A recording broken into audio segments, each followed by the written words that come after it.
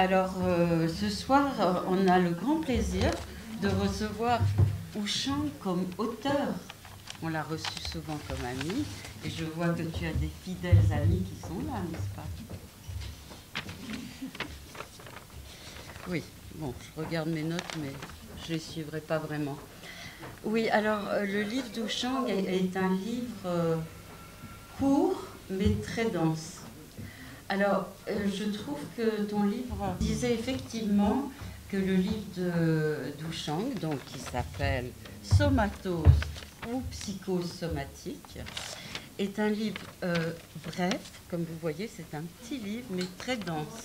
Et je me disais que depuis les années 80, l'IPSO, où il y avait Marty qui avait écrit un livre qui s'appelait L'ordre psychosomatique, que je sache, il n'y a pas eu grand-chose, à part toi, d'écrit sur la question de la psychosomatique. Ça me fait plaisir, non seulement de te recevoir, mais aussi, moi, d'introduire la conversation avec toi. Parce que, un peu comme toi, j'ai travaillé 30 ans en médecine pédiatrique. Donc, comme toi, j'ai été intéressée par la médecine tout de suite. Voilà. Alors, les hypothèses de travail que Ouchang développe dans son livre sont le fruit, tu me diras bien sûr, toi, comment tu peux dire les choses, mais il me semble que c'est vraiment le fruit des entretiens psychanalytiques que tu as fait pendant 25 ans à l'hôpital de la Salpêtrière avec des malades de maladies graves. Et j'ai eu le plaisir d'assister à un de ces entretiens que vous avez reproduit dans un théâtre. Et j'espère qu'il y en aura d'autres parce que c'est passionnant. Et j'ai le regret de n'avoir pas assisté à tes autres présentations. On a tous apprécié de toute façon à la lecture de ton livre la finesse et l'humanité de ta manière de dire les choses. On a vraiment beaucoup apprécié. Alors, il y a quelque chose de très, très appréciable dans ce livre, c'est l'écriture d'Ouchang. Alors, c'est une écriture vraiment foisonnante, pleine de métaphores, d'images. Enfin, c'est assez extraordinaire. Bon, de temps en temps, on est obligé de prendre son dictionnaire, parce que tu utilises quand même des mots qu'on ne connaît pas. Mais c'est vraiment une écriture formidable. Et d'ailleurs, je comprends que lorsque tu as fait un pot une fois, tu as fait faire une lecture de ton livre. Alors moi, c'est ce que je vais un peu faire aussi pour donner un peu l'idée de l'écriture d'Ouchang dans ce livre. Alors, dans ce livre, bien sûr, l'objet principal d'Ouchang, c'est la maladie psychosomatique, ce qu'il appelle une somatose. Et il a un néologisme aussi, il nous dira comment il invente ces mots, ces choses, qui s'appelle le somaté. Ça s'écrit S-O-T, trait d'union, maté. Il vous dira ce que c'est un débile, mais un débile un peu particulier. Enfin bon, il y a plein de trouvailles dans son livre, je trouve. Et donc, en dehors du fait que, bien sûr, il traite de cette question, c'est-à-dire du corps et de la structure des malades psychosomatiques ou des somatoses, il dit beaucoup de choses sur la psychanalyse et son approche de la théorie. Et ce qui m'a frappé vraiment aussi dans ton livre, c'est ton approche pas dogmatique de la théorie. Bien sûr, tu t'en sers, les concepts lacaniens y sont, nom du Père, forclusion, jouissance, le nom du Père, enfin, tous ces concepts qu'on connaît bien, et celui que j'ai trouvé que tu utilises d'une façon très, très drôle, c'est celui des nœuds. Alors bien sûr, tu dis, il y a un nœud, 2 nœuds, 3 nœuds, et pourquoi pas 35 nœuds. Enfin bon, tu as une façon assez humoristique de traiter des concepts. Et ça, c'est assez drôle. Une question aussi qui nous a retenus et que je trouve très intéressante, c'est ce que tu dis de la structure. La structure qui est mobile. Contrairement à certaines idées qu'ont certaines personnes, bon, ça tombe, telle structure, et bon, ça tourne comme un coup près, si je puis dire. Tandis que chez toi, tu insistes beaucoup sur le fait que la structure est mobile et que même dans une journée, ça peut changer. Il y a ça, il y a aussi tout ce que tu dis sur la psychose. Bien sûr, tu relis la question de la somatose à la psychose, mais tu introduis ton livre aussi.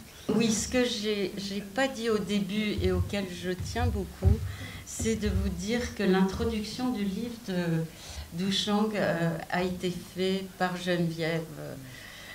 Et Geneviève, vraiment, c'est quelqu'un de... Geneviève Vialébine. C'est elle qui a fait l'introduction et je suppose que vous avez beaucoup travaillé ensemble pendant toutes ces années. Et c'est quelqu'un qui nous manque beaucoup, qui est décédé il n'y a pas longtemps. C'est elle qui a fait l'introduction. Alors, je parlais aussi de la question de la psychose. Alors, tu introduis effectivement, excusez-moi, mais il faut quand même que je retrouve la page. En fait, tu cites cette phrase de Lacan où il dit que si... Attendez, je vais quand même vous la lire.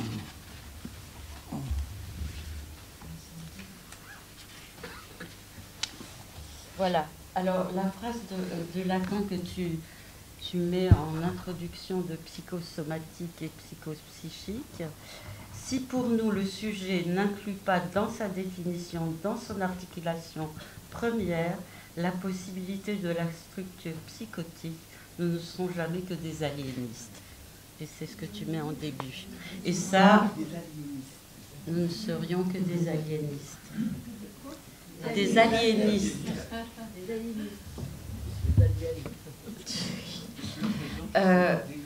Alors, effectivement, la question de la psychose, et tu le rappelles, moi j'ai travaillé avec des kleiniens. Pour les kleiniens, c'est évident qu'il y a la première phase, la schizoparanoïde qu'ils appellent du petit, c'est quelque chose qui laisse des traces, et effectivement, comme tu le dis si bien, on a des parties psychotiques en nous et qui sont là, quoi, et que, voilà, et que la structure, ça passe de la névrose à la psychose, et qu'il y a une souplesse, une mobilité de la structure. Ça, c'est quelque chose... Des positions dans la structure. Des positions, oui, tout à fait. Des positions. C'est une grande... Oui, tu pourras discuter. Hein. Peut-être qu'on ne va pas commencer tout de suite. On va juste dire quelques petites choses quand même à Auchan, et ensuite, bien sûr, on pourra tout à fait discuter des choses.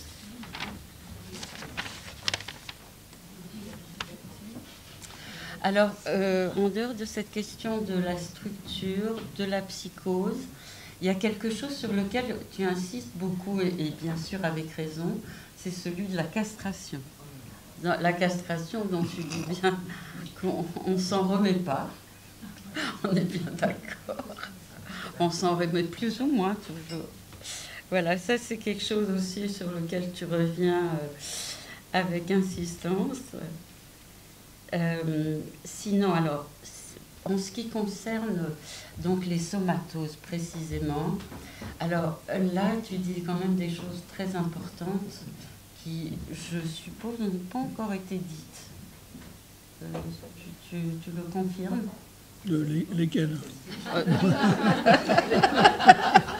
Ah bah, tu sais quand même ce que tu as écrit sur la somatose, non? Il n'y a pas de représentation. Ça, c'est une des choses. Je pensais en parler. Pardon? Ça, c'est une des choses que tu dis. Alors, de quoi s'agit-il dans le corps et la structure de ces malades? Ah oui, moi j'avais quand même envie qu'on reparle tout à l'heure de ce que tu appelles les somatés. Ces gens dont tu dis qu'ils ont une forme de débilité, c'est-à-dire qu'ils ignorent absolument ce dont ils souffrent, en sorte, et là où leur corps est atteint. Je ne sais pas comment tu nous diras. Vas-y, dis-nous quand même. Oui, c'est sur une aire partielle, mais c'est un peu compliqué. Et en fait, ça rejoint un vas-y, petit peu certains développements de l'IPSO. Hein. En fait, c'est des constats, enfin, je ne sais pas comment dire là. C'est une débilité localisée, c'est une mort localisée du sujet qui peut se traduire donc dans le corps et qui se traduit. Hein. Alors, le terme de somaté, Oui. la première fois que je l'ai employé, parce que je dis somatose, donc le somaté, et ça a beaucoup choqué certaines personnes, bien sûr. Donc j'ai quasiment arrêté de l'employer, parce que, de toute façon, même des articles qui sont là-dedans, qui étaient parus depuis longtemps, on ne voulait pas en entendre parler. Ah oui, pourquoi? Alors ça, il faut leur demander. Hein. Par quoi? Parce que ça disait des choses, parce que parce qu'il y avait une rivalité, je ne sais pas. Je ne vais pas donner des noms là. Mais une bonne façon d'effacer, c'est de ne pas en parler, que ça n'existe pas. Il y a des articles qui sont anciens. Là. Et, ils étaient là, ils étaient parus, mais ça ne se lisait pas. Mais c'est vrai que c'est plus facile de lire dans un livre. Ça change tout. Oui. C'est d'ailleurs très étonnant. Il y a même un polycopié, c'est pas la même chose. Intégral, c'est pas la même chose que le livre. Il faut dire que RS a été très correct, très bien. Il a très bien fait le travail. Je rends hommage à RS qui a vraiment fait les choses dans les temps, de manière sérieuse. Mais en effet, je voudrais dédier ce texte à Geneviève Lébine, qui a accompagné toutes ces années, qui a toujours demandé à ce que ça paraisse, à ce qu'on le mette. Et puis moi, comme je le dis, j'avais l'impression de radoter, parce que j'avais l'impression de dire les choses éternellement. Et on me demandait, mais qu'est-ce que tu veux dire? On ne sait pas. Et puis, je dois dire, ça a été fait avec l'aide d'un certain nombre de gens de l'association Psychanalyse et Médecine, qui ont poussé, aidé, tiré et aidé à mettre en forme et tout. Ça, je dois rendre hommage à l'équipe. C'est pas un travail purement personnel. Dans l'écriture, sans doute, quand même. Oui. Ça, oui. Tu veux continuer, peut-être? Oui, tu peux continuer, toi. Oui, alors, par rapport à ces patients, ce que tu dis aussi d'important, c'est bien sûr leur rapport à la médecine. Et ce que tu dis, c'est que tu as même des phrases extrêmement fortes. Tu dis qu'ils sont des victimes, parce que finalement, leur souffrance et leur demande s'adresse essentiellement à la médecine. Et c'est la médecine qui y répond, et tu sembles dire de temps en temps, de façon assez violente et pourquoi pas même mutilante parfois. Oui. Et bien sûr, puisque les médecins se penchent sur les signes. Les signes, c'est leur souffrance, là où ils ont mal. Et tu dis aussi, bien sûr, qu'ils viennent rarement voir des psychanalystes. Ah oui, il y a aussi quelque chose que je n'ai pas dit tout à l'heure et qu'on a beaucoup apprécié dans ton livre, c'est que tu penses que les choses sont réversibles. Et ça, c'est très important aussi. Et tu penses, en effet, sans doute aussi, comme tu le dis, que certaines de ces maladies sont réversibles. Et tu dis que quand ces gens viennent chez le psychanalyste, ce n'est pas une cure type. C'est un accueil particulier qu'il faut, une implication sans doute, une attention particulière, et c'est pas une cure type, quoi. Mais que quand c'est possible, il y a vraiment quelque chose qui peut se modifier et la vie de certaines personnes changer. Et ça, ça tu y insistes. Alors, en ce qui concerne justement, Cathy parlait de la question de la représentation. Est-ce que tu peux nous dire un peu mieux, parce que ça nous a intéressés, tu dis que chez dans les somatoses, il n'y a pas de représentation du grand autre. Est-ce que tu pourrais du grand autre, est-ce que tu pourrais nous en dire un peu plus? Qu'est-ce que tu appelles pas de représentation du grand autre? Oui. Moi, ça aussi, c'est une question un peu difficile. C'est ce que Lacan développe un peu sur le représentant, représentatif, etc. Voilà. Et le tenant-lieu de la représentation. C'est-à-dire que pour les somatés, que j'appelle ça comme ça, bon, je vais le prendre autrement. Moi, je sépare. Enfin, d'abord, ce que je veux dire, c'est que on ne peut pas s'en sortir sans s'occuper de la métapsychologie.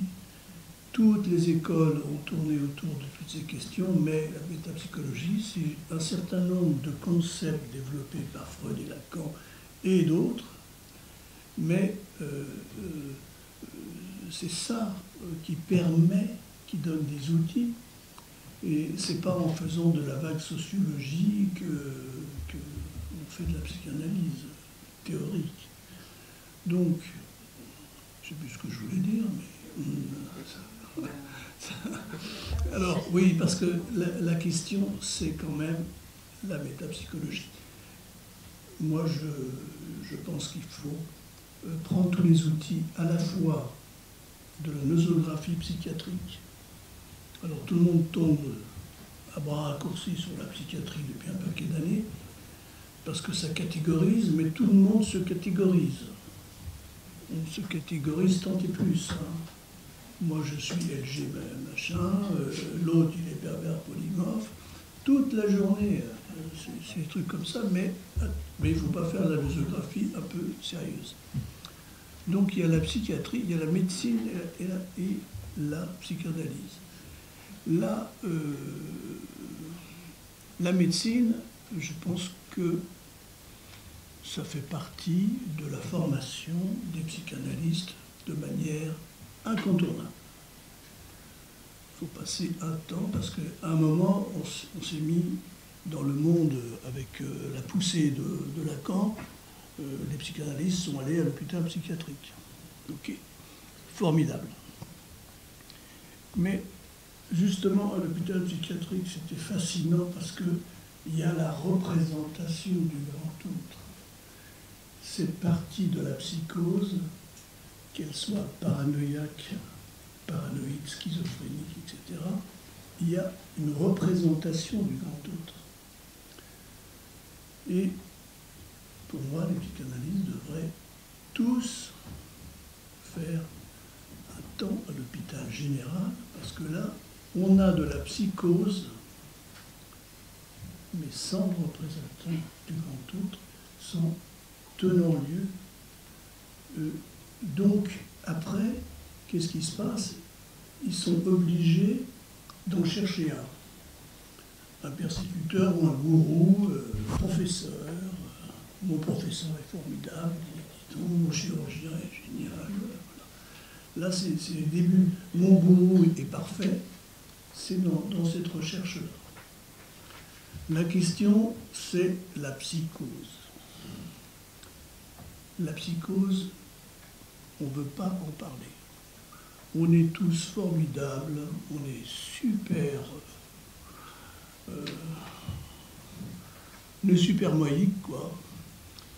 Personne n'est psychotique. En réalité, la psychose infiltre tous et tout le monde de manière beaucoup plus étendue que la partie qui n'est pas psychotique, à mon avis. Alors, donc, la question, pour moi, c'est que dans la médecine, la médecine, les hôpitaux sont remplis de questions psychotiques.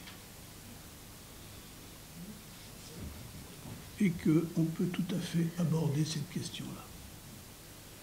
Bon, je ne sais plus très bien où j'en étais, mais...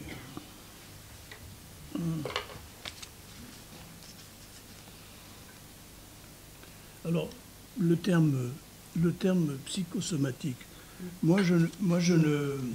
Ça fait de longues années, je ne suis pas tout seul, on a laissé tomber psychosomatique. Hein.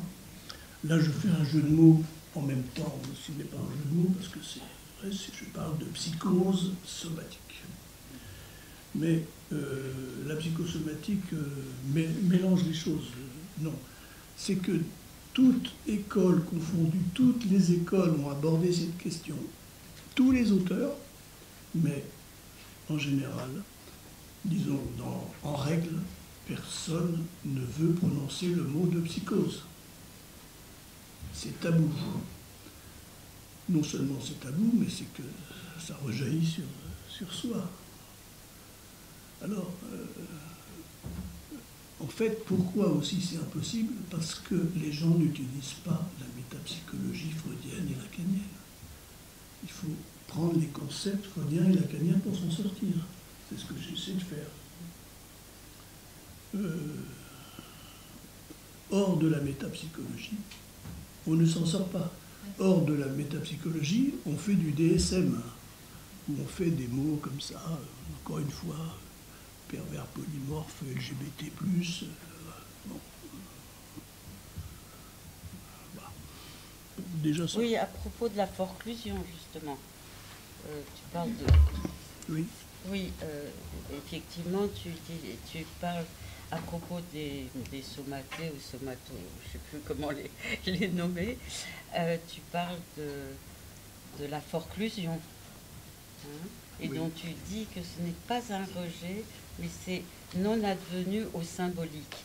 Oui. Alors, peut-être que tu peux nous parler un peu, effectivement, de ces concepts métapsychologiques, enfin lacaniens notamment, que tu utilises à propos, qui t'ont servi à propos de la structure et du corps de ces patients-là. Oui, parce qu'on a toujours l'impression qu'on est pleinement conscient. Alors, je dis que il y a une part de le Freud et Lacan parlent de rejet, hein, de rejet du nom du père ou de la nomination, hein, comme on veut. Mais moi, ce qui me semble constater, c'est que avant même le rejet, il est institué dans l'élevage que on n'a pas eu accès. Alors, c'est même pas un rejet, c'est qu'on n'a pas eu accès à cette séparation, à ce nom du père, à cette castration, à ce niveau d'humanisation. Est-ce que c'est clair? Pas du tout. Oui. Oui. Bon. Super. Alors, j'ai noté des choses à reprendre, mais je n'arrive pas à me relire. Mais... Oui, alors la structure. Je ne dis pas qu'on change de structure, je dis qu'on change de position dans la structure. On prend la structure, bon, c'est un peu compliqué aussi, la structure, qu'est-ce que c'est? Parce que c'est finalement, donc justement, c'est en relation permanente avec les autres, avec les événements, etc. Et c'est en fonction de ça que les positions se transforment et bougent. Je dis, à la seconde, on peut passer d'une position, une position hystérique, elle est normale, à un état paranoïaque. Et en 5 minutes, ça peut s'estomper. Bon, je prends l'exemple du sommeil, je serai d'accord ou pas, mais qu'est-ce que c'est le sommeil? J'avance que c'est un état psychotique. Bon. c'est pas choquant. L'hallucination, c'est par définition propre de la psychose. Oui, oui. Mais alors en général, on ne le dit pas. Le sommeil, un état psychotique. Alors, donc, dans une même journée, systématiquement, dans une journée, dans un itinéraire, vous passez déjà par cet état psychotique. Qui? Pardon? L'état psychotique? Ça veut dire quoi? C'est pas une structure? Puisque vous parlez de changement de position, Oui, donc de changement d'état, oui, pas de changement de structure. Ce que vous venez de dire, vous ne changez pas de structure. non. Je viens de vous le dire. Mais la position psychotique, pour moi, c'est une position dans la structure. La structure... Pardon? Si, moment psychotique, oui. Oui. Un moment psychotique, oui. Mais la structure, je veux dire par la structure, chacun a une organisation. On parlait des nœuds, ça voulait dire des nœuds borroméens, hein, je précise. Alors là aussi, c'est une histoire compliquée. Lacan a développé toujours davantage un nœud borroméen, avec très compliqué. Là aussi, je l'ai mis dans un texte d'il y a quelques décennies, et puis après je l'ai enlevé parce que c'était toujours bizarre. J'ai dit pourquoi il y aurait un nœud, et pourquoi pas 3, 36, pour chaque personne, je veux dire. C'est une histoire compliquée. Et ça, peut-être que ça permet d'expliquer certaines histoires cliniques, parce qu'il y a une partie, là, par exemple le somaté, c'est sur une aire partielle, physique et psychique, mais ça n'envahit pas l'ensemble de la structure. De même, tous les traités de psychiatrie classique depuis un siècle ont bien décrit qu'un état, par exemple, paranoïaque, était toujours en secteur. En secteur, ça veut dire que c'est une partie. Et tout le reste va très bien. Le schizophrène n'est pas schizophrène à 100%. Ça n'existe pas. Il y a des schizophrènes qui sont capables de métaphores, c'est merveilleux. Il y a des géniaux. Voilà. On n'est pas que psychotique. On n'est Non, pas fou tout le temps. on essaye de construire quelques petits morceaux hors de ça, oui. Tiens, à toi.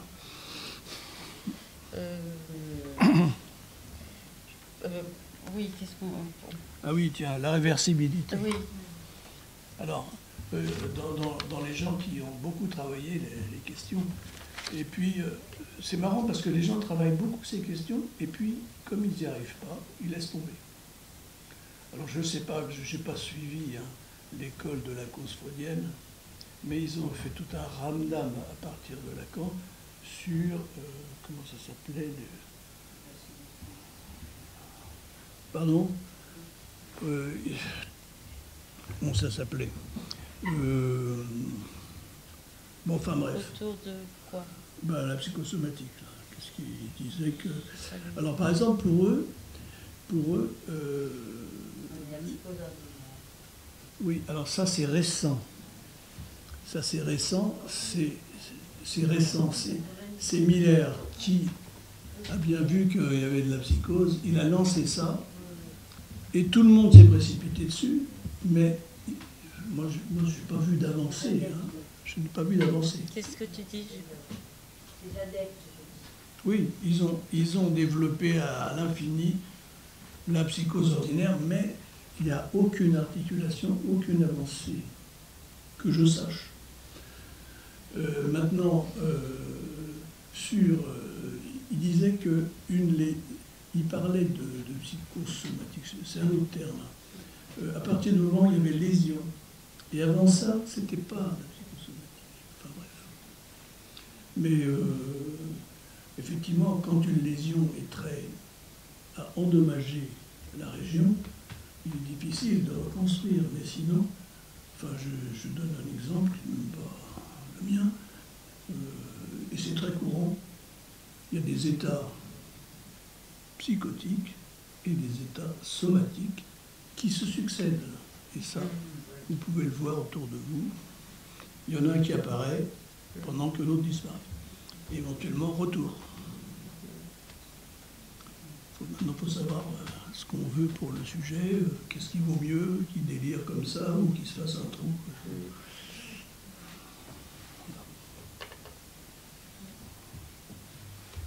Qu'est-ce que j'ai noté ?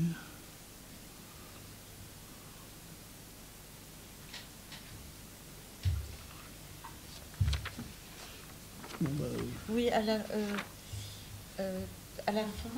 quasiment à la fin de ton livre, tu dis à un moment que peut-être il se pourrait que dans un certain temps, il n'y ait plus de ces malades-là. Qu'est-ce que ça voudrait dire? oui, je disais, par exemple, dans l'iconographie des siècles précédents, il y avait toujours des bossus.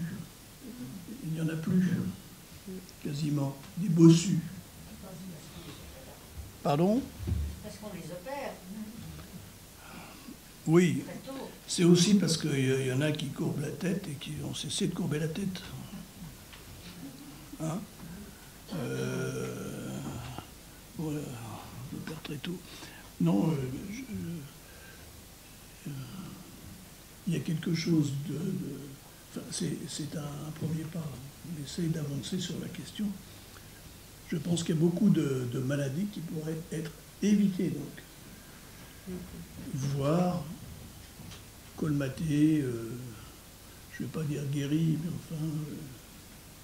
Chaque période a ses maladies psychosomatiques. Chaque, si vous dites la Spasmophilie.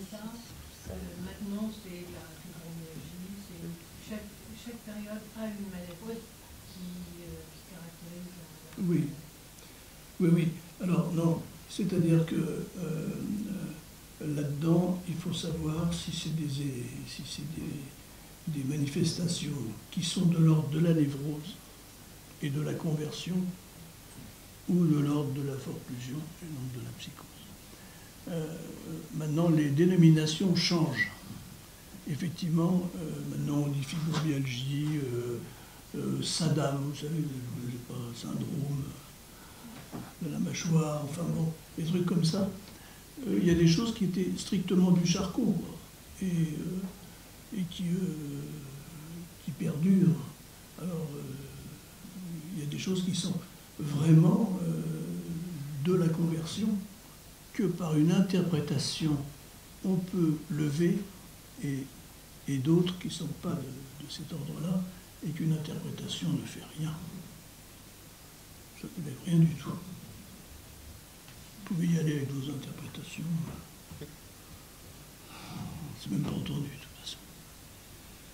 Comment dire, il y a une superstructure, une infrastructure pour chacun, parce que c'est un ensemble organisé pour chacun.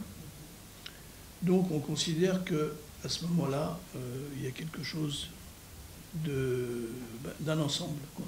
C'est le terme que j'ai pu repérer dans ces histoires-là. Donc, alors maintenant que cet ensemble puisse se transformer, c'est-à-dire que la structure elle-même puisse évoluer, je ne sais pas. Je ne sais pas. Et un ensemble de quoi? Un ensemble du sujet, du sujet humain, du paraître. Un ensemble est à l'opposé de la structure. Un ensemble est à l'opposé d'une structure. Non, là je l'ai. Un ensemble, c'est un assemblage. C'est aléatoire. Un assemblage de symptômes. Par rapport à la structure. Non, il faut savoir ce qu'on appelle structure. Parce que la structure, depuis in memoriam, désignait un aspect, et c'est ce qu'on appelait le diagnostic. Et j'ai connu des psychanalystes très très bien, il n'y a pas encore de si longues années. Pour eux, c'était la structure, c'était là, un point, c'est tout, immuable. Avec un pronostic toujours vraiment catastrophique. Absolument. Voilà. Une sentence. Oui, oui, oui. Voilà. Ça fait longtemps. On a pas vu ça sortir. Oui, bah, moi Ça dépend où. j'ai vu ça il n'y a pas si longtemps chez les psychanalystes qui étaient en place. Hein. La psychanalyste et les psychiatres. Alors les psychiatres aussi, mais D'abord. moi quand j'ai passé l'internat en psychiatrie, on nous faisait bien développer les différentes possibilités et les différentes parties. Ce n'était pas ça s'appelle le diagnostic différentiel. Donc là-dedans, on avait déjà des éléments disjoints. Alors, maintenant, la psychiatrie, je ne sais plus où elle en est. D'ailleurs, la psychiatrie américaine parle de personnalité multiple. Oui, je crois qu'on ne peut pas mettre dans le même sac circoncision et scarification. Ça, c'est une provocation. Oui, sauf que la culture peut protéger de la psychose. La culture, Oui, alors. Non, mais les scarifications sont des appels à l'aide et des termes de douleur et de tentatives de mutilation personnelle. C'est l'autoscarification, mais celle qui est L'auto. culturelle. Ça dépend dans les cultures. Là, c'est au contraire, c'est pour se protéger de ne pas être emporté par les djinns. Voilà. On ne peut pas être sans impureté. Donc, Oui, non, mais les coupures, voilà. c'est de là. Moi, je parle d'ici. Ben, les tatouages, c'est pareil. Hein. Il y a des endroits, c'est tout à fait des lieux dans le monde, c'est vraiment nécessaire. Hein. Oui, c'est tout un monde. Tandis que là, la circoncision est une alliance symbolique. C'est en permanence mobile par les relations. C'est en fonction des relations. Je dirais que c'est pas très nouveau. L'être humain se construit et vit, s'organise en fonction des relations. Et là, si vous vous trouvez avec quelqu'un de très proche, voilà, je ne sais pas dans quelle position vous êtes, et vous tournez le coin de la rue, il y en a un qui vous sort un couteau, là, votre position, effectivement, est différente. Pardon, mais est-ce que ça, c'est pas de l'ordre du comportement que vous dites en face d'un couteau? Oui, mais Ça ne dit rien de la structure. elle change quand même. Hein. Parce que c'est la structure qui change. La position. La position, d'où un certain comportement. Et la position. C'est la position. Des gens qui peuvent délirer à un moment donné et qui ne délirent plus et qui ont un échange avec vous complètement anodin. Enfin, c'est normal. C'est ce que je comprends par changement. Oui. Mais quand tu dis, ça va beaucoup. Tu dis dans la psychose psychique, il y a une représentation du grand autre, et dans la psychose somatique, il n'y a pas. Oui. Et en même temps, tu dis, moi j'entends bien, il y a la structure, c'est-à-dire les objets, de la pulsion, etc. Et il y a des positions qui changent dans la structure. Et en même temps, tu poses comme un axiome que dans la psychose somatique, il n'y a pas de représentation du grand autre. Oui, parce qu'il y a... Qu'est-ce qui te fait dire ça d'ailleurs? Parce qu'il y a... il y a de l'autre, dévorant, mais absolument incompréhensible, inatteignable, mais qui agit. Est-ce que c'est plus clair si je glisse sur la mélancolie? Mélancolie, si je peux dire aussi un truc rapide, pas compliqué. Mélancolie, chercher l'autre, grand autre, masqué. C'est la mélancolie, qui vous écrase, qui empêche toute vision de désir, de sujet. Et bien là,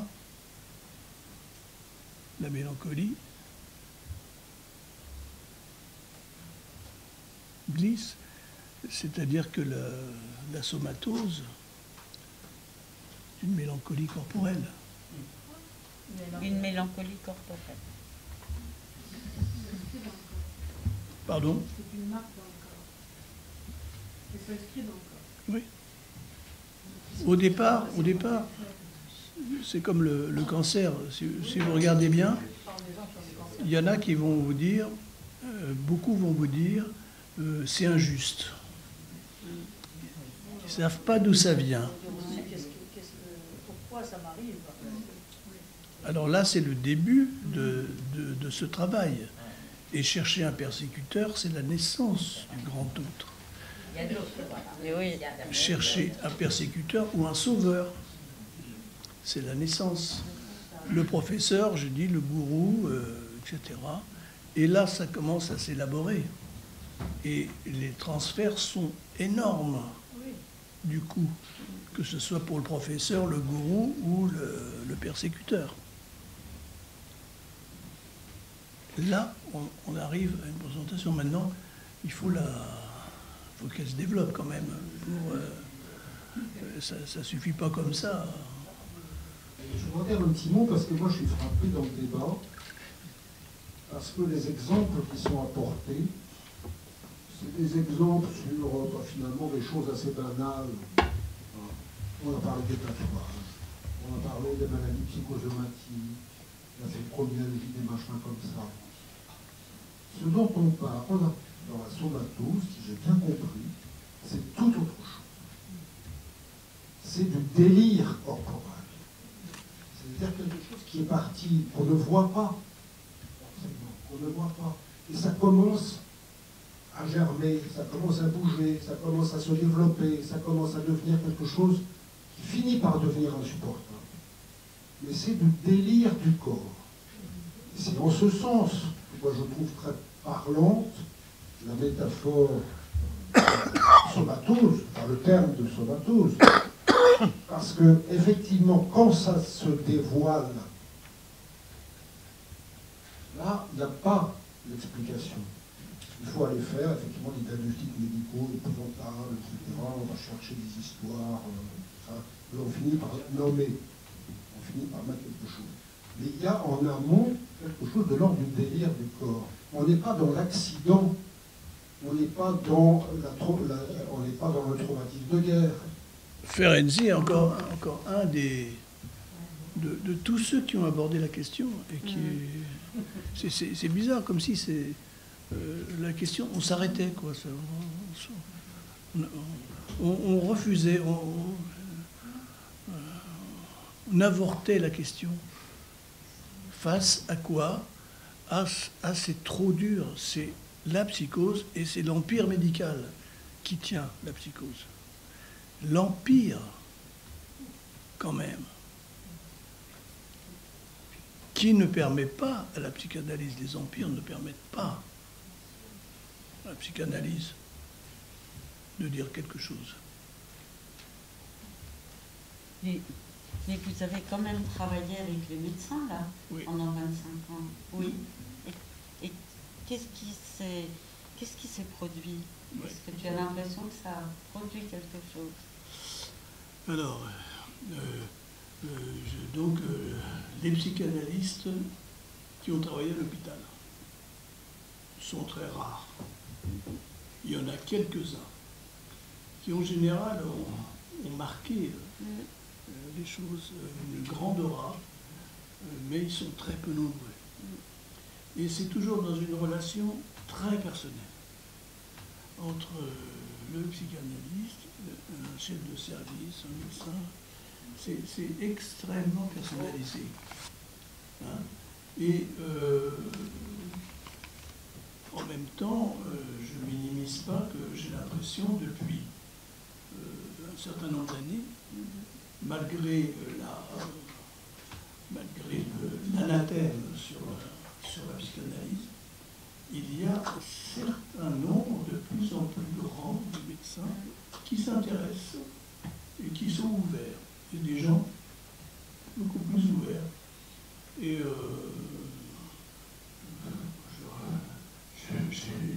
j'ai rencontré, croisé des gens qui... bon, c'est même pas la peine de discuter, hein, parce que c'était la science et puis point. Et j'ai rencontré des gens merveilleux qui étaient pas à 100%, mais à 200% pour nous, qui nous soutenaient sur tout. Et il y en a même qui disaient je profite de vous. Mais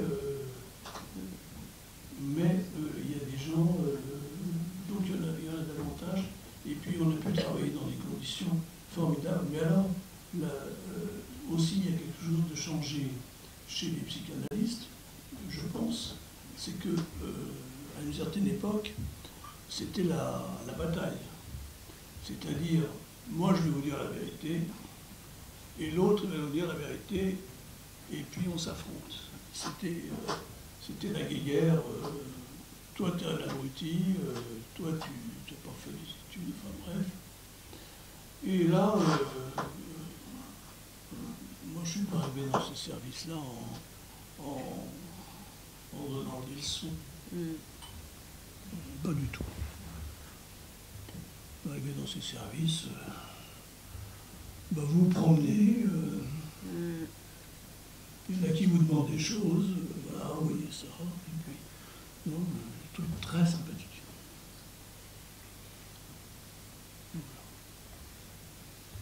Oui, j'ai eu à peu près la même expérience. Oui.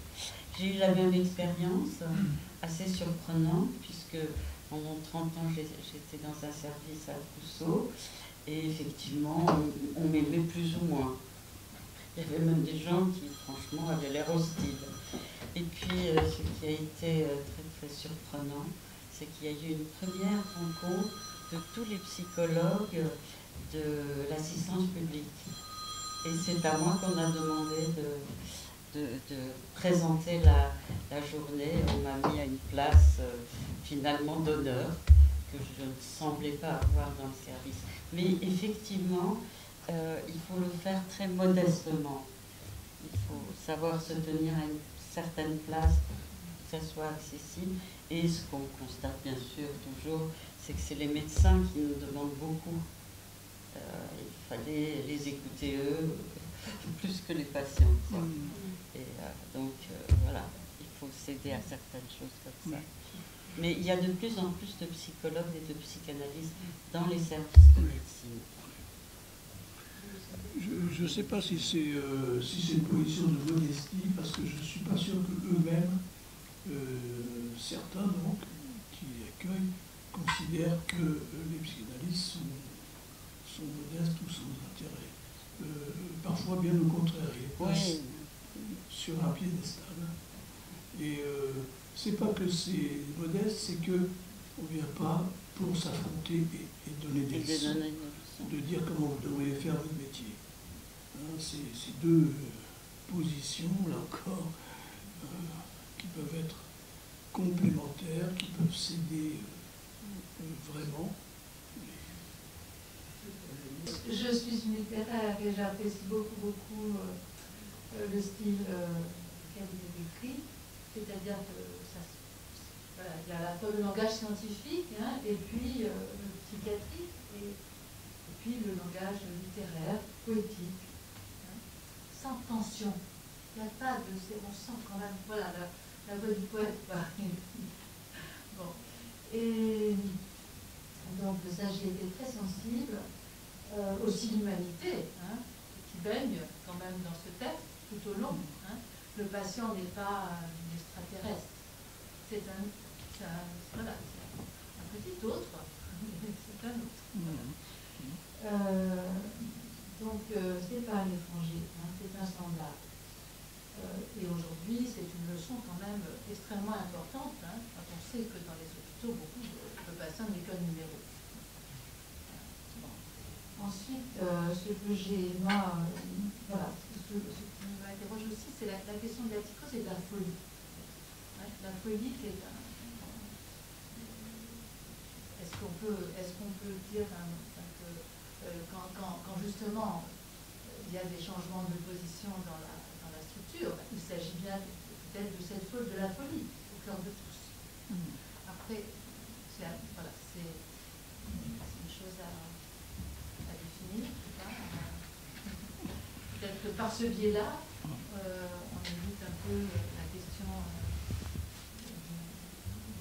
diagnostique. Oui. Bon, d'abord, merci pour son retour. Moi, je ne me rends pas compte comment j'écris. Voilà, je ne me rends pas compte. Pour la question de la psychose et de la folie, alors, c'est pareil, c'est comme somaté ou psychose, sont des termes un peu durs, qui sont un peu scientifiques, un peu insupportables. Hein. Alors que, par exemple, beaucoup de gens ont tourné autour de ça. Par exemple, Green a fait des pages entières, dire voilà, c'est de la folie, me semble, psychose, machin. Alors ça édulcore la question, c'est parfait. Mais pour moi, la question n'est pas là. On essaye d'avoir des repérages, même si ça ne fait pas plaisir. Alors, maintenant, le risque aussi, c'est quand on utilise des termes comme ça, c'est que ça soit employé à l'infini, à tire-larigot. Vous savez, le pervers polymorphe, tout d'un coup, tout le monde est comme ça, hystérique, tout le monde est comme ça, lui il est obsessionnel, et ça, c'est le danger de ces termes. Mais pour moi, folie, oui. Alors on peut dire autrement, chacun fait ce qu'il peut avec sa folie, quoi. C'est plus doux. Pardon? La phrase de Pascal. Oui. L'homme est si nécessairement fou que ce serait être fou par un autre tour de folie de n'être pas fou. Alors, l'éloge de la folie d'Erasme que j'ai relu il y a peu de temps. J'ai une édition magnifique illustrée par Dubout en couleur. Voilà. Et l'éloge de la folie, c'est une merveille quand même écrite. Bon, à la fin, il tape un peu trop sur les ecclésiastiques, mais c'était son problème à ce moment-là, quoi. Mais sinon, c'est une merveille. Hein, vous pouvez lire mon livre, mais vous pouvez lire aussi Erasme. Je reviens à la même question, c'est la représentation de l'autre. Donc un défaut de représentation par rapport au autre. Oui. Alors dans l'hallucination... Qui amène quand même une sorte de délire. Oui, Jean-Jacques délire dans le corps, oui. Mélancolie dans le corps. Alors le problème, c'est que ça... Ça peut être très subtil, hein, si on travaille. Quelque chose d'élaboration psychique. Nous sommes là pour ça.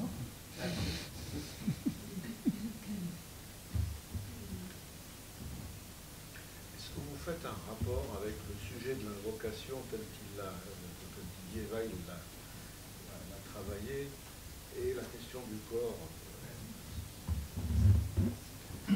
l'invocation, c'est adressé. Un grand autre. Ouais.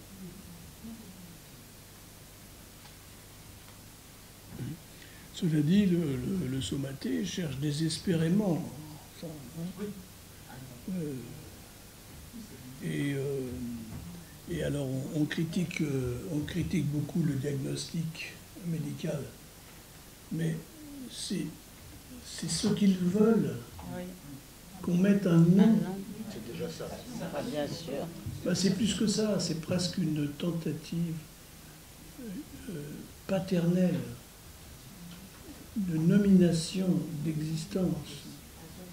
Alors, vous avez le Hodgkin de la chambre 2. En complément de la question de la domination, il y a la question de l'espoir. Espoir.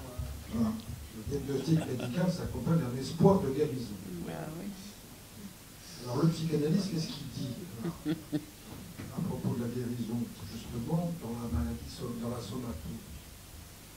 Il n'est pas celui qui guérit. Peut-être que ce serait pas mal de nous dire ce que vient faire le psychanalyste là-dedans. Dans la psychose, on a l'habitude, on a l'habitude, dans la psychothérapie institutionnelle, etc., on fait de l'étayage. On donne finalement, petit à petit, on donne des bouts de sens, des bouts de rapport entre l'un et l'autre, etc. On fabrique les éléments du langage. Dans la somatose, quand le malade est soigné pour un cancer pendant 2 ans, 3 ans, qui rechute, etc., le psychanalyste aussi est là en étayage. Il n'est pas tout seul, mais il est indispensable dans cette fonction d'étayage et parfois peut soutenir l'espoir de guérison du médecin. Voilà. Alors je suis d'accord avec Jean-Jacques, je propose que maintenant on dise que les cures psychanalytiques guérissent. Bah oui. De plus, on fait la médecine, on dit qu'elle fait des miracles. Mais la psychanalyse aussi. Absolument. Alors, c'est quoi cette pusillanimité je connais des gens qui sur des maladies les plus graves, dire il n'y a que la psychanalyse qui les soigne. Qui les sauve. Enfin, qui les soigne. Qui les soigne. De toute façon, les médecins maintenant ne disent plus, normalement, ils ne disent plus qu'on guérit, mais on soigne. Enfin, vous dites en tout cas que la psychanalyse et la médecine ne peuvent que cheminer ensemble. Et que l'avenir, enfin, c'est ce que vous dites. Oui, à la fin. Oui. Vous Oui. défendez évidemment tout votre parcours, votre cheminement. Hein. C'est très complémentaire. Bah, mon cheminement, c'est-à-dire que Delia a dit, moi aussi j'étais intéressé par la médecine, mais moi je n'étais pas intéressé par la médecine. J'ai fait de la médecine pour... je voulais faire de la philosophie, mais je voulais pas faire... Je fais de la poésie, allez. Je voulais pas faire m'évader dans les airs, je voulais faire de la psychanalyse et de la philosophie. Donc j'ai commencé par la médecine, j'en ai bavé, vous ne pouvez pas savoir. Et puis j'ai même fini par oublier un peu la médecine. Et un jour, je me suis rendu compte que j'avais fait médecine. C'est bizarre, hein, parce qu'on m'a proposé des postes, machin. On ne peut pas y échapper. Oui, c'est ce que dit Clavreul. Personne ne sort indemne de sa relation avec la médecine. Merci Wuchang. Écoute, c'était vraiment un plaisir. Et bah, ton livre nous reste bien en mémoire. Et j'espère qu'on aura d'autres occasions de t'entendre. Merci de l'accueil et de l'invitation. C'était un plaisir. Et de l'échange. C'était un plaisir.